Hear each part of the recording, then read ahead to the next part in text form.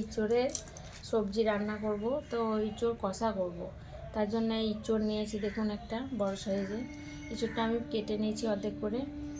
তো আপনাদের যদি কারোর ইঁচড় খেতে ভালো লাগে তাহলে ইঁচড় কষা করে খাবেন, খুব ভালো লাগবে। আমি আজকে নিরামিষ ইঁচড় কষা করব। প্রেসার কুকারে একটু জল দেবো, ইঁচড়টা সিদ্ধ করে নেবো আমি প্রেসারে। আলুটা এটা সিদ্ধ করে নেব।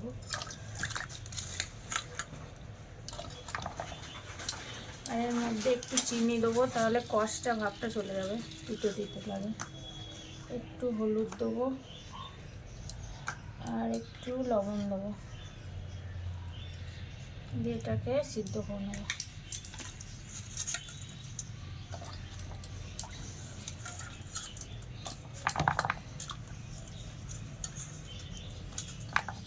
আমরা সাধারণত মাংস কষা খেয়ে থাকি, কিন্তু আজকে আমি ইঁচড় কষা করি।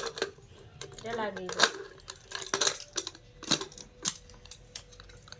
বন্ধ করে বসিয়ে দেবো।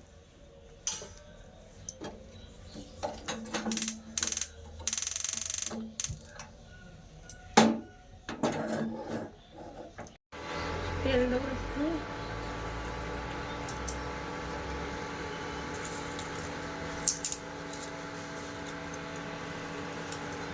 একটা শুকনো লঙ্কা, তেজপাতা, পাঁচফোড়ন, কালো জিরে একটু,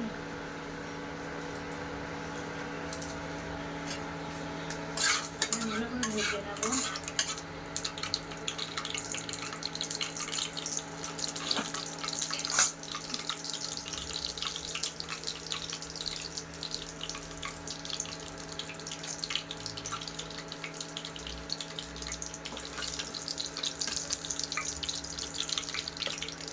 ভাজা হয়ে এসেছে, টমেটোটা দিয়ে দেবো।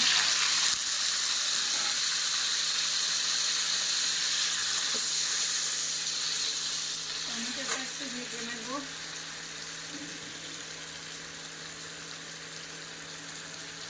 মধ্যে হলুদ গুঁড়ো দিয়ে দেবো।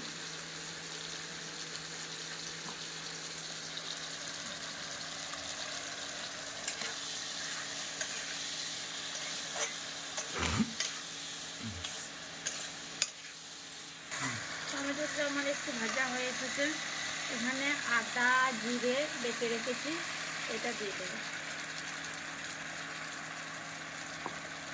আমি এখানে নিরামিষ ইঁচড় কষা করবো, তার জন্যে আদা জিরে দিয়েছি আর টমেটোর পরিমাণটা একটু বেশিই দিয়েছি।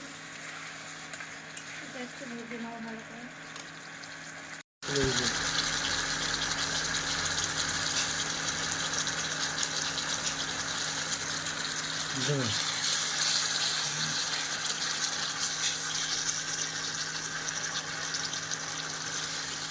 তেলটা ছেড়ে দিয়েছে, এবার আমি ইঁচড়গুলো দিয়ে দেবো।